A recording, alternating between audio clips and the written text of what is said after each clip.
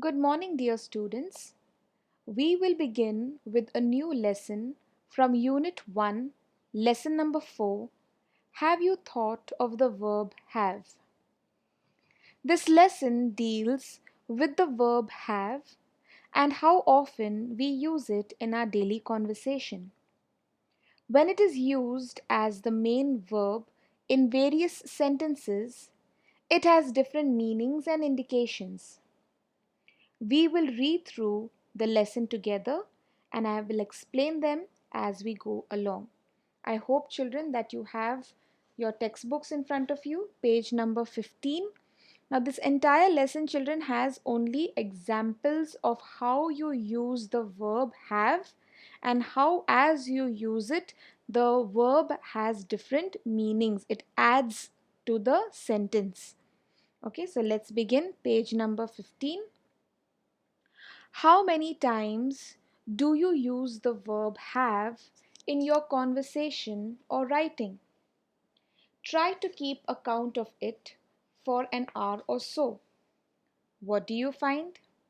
You'll obviously find, children, that when you are talking normally, you use the word have a lot in your conversation. Perhaps you have always thought of this versatile verb as an auxiliary verb or a helping verb as we call it. What do you mean by the word versatile? Means all round, multi-talented or multiple ways of using the verb have. The helping verb have is used to form what we call perfect tenses. Now you all know that in tenses we have three kinds: past, perfect and future. Now when we convert them to make them perfect tenses, you have to use the verb have and its present and past tense. Have, has, had. Okay? For example, they have given you, they have come. I had clean forgotten all about it. And to make negative sentences, they haven't come, I hadn't forgotten it.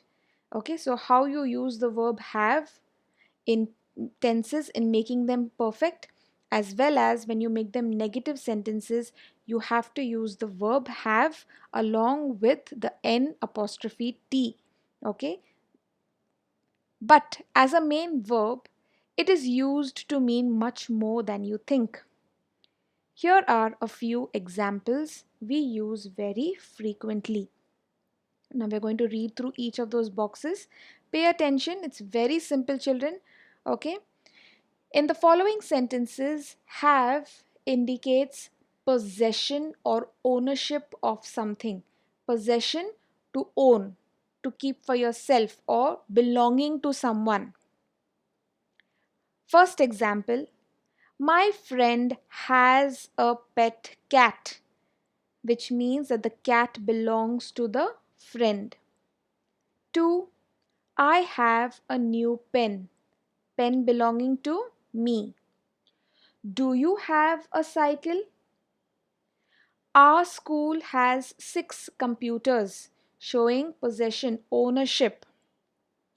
The municipality has 6 vans and 2 cars. All of these show that they are being owned or possessed by someone. I'll give you one more example. I have 2 apples, saying that both apples belong to me. Along with, the children have identical school bags, again showing possession. Next, we also use have to refer to events, activities, and experiences. I am going to have a bath in the river. Let us have a party for your birthday. The class has a short break at 11 a.m. Did you have a good time at the wedding? I have a meeting this evening. All showing how have is used to refer to an activity, an event, or an experience. I'll give you one more example. I have to go for my tuitions in the evening. Okay, again showing that it is relating to an activity. Another example, we had a wonderful time at the picnic, showing an event, a picnic. Okay, and what kind of a time you had is being explained. Next, in some cases, have is used to indicate relationships, which the examples explain to us. First one, I have two sisters. All right, so it shows that there is a relationship between I and my two sisters. The couple do not have children. I don't have a brother. All these are related to relationships, relatives, someone who you know. An example, I have a younger sister, or I have an aunt who is a singer, all showing relationships with someone else. We also use have to refer to eating or drinking. For example, we have breakfast at 8 a.m. We have a slice of cake. What would you like to have? Tea or coffee? Can I have a glass of water, please? All this is referring to eating and drinking. When you have guests that come over, you always ask them, now, what would you have? Juice, tea, coffee. Okay, so the word have here can be related or referred to even when you eat and drink. For example, he will have lunch at 1 o'clock, or have some juice if you are thirsty. All these are related to eating and drinking. Next, have is also used to refer to a medical or physical condition. For example, I have a headache. He has a cold. Grandfather had a heart attack. All showing a medical or physical condition, how you are feeling at that moment physically. Okay, she has jaundice, or you could say, my mother has a toothache quite often, all indicating physical well-being or physical condition of a person by using the verb have. Okay, so with that, children, they have shown us how we can use the verb have by indicating possession, to refer to events, activities, and experiences, also to show relationships, to refer to eating and drinking, and also referring to a medical or physical condition. Okay. In sentences where have is used as a main verb, it is always used in the simple present or past, that is, using have, has, or had. The present continuous form always by adding ing in the end, is not used in such cases. Children, read that again. The present continuous form is not used in such cases. We do not say, I am having a bicycle. Very wrong. That's wrong English. All right. So you always have to use the simple present or past tense of the verb have. Like you would have to say, I have a bicycle, not I am having. Okay. Next, he is having a cold. Again, very wrong. You have to say, I have a cold, or he has a cold. I am having a lot of homework also does not sound right. Okay, you cannot use the ing form. You have to say, I have a lot of homework. Okay, similarly, it is not used in the negative form as a main verb.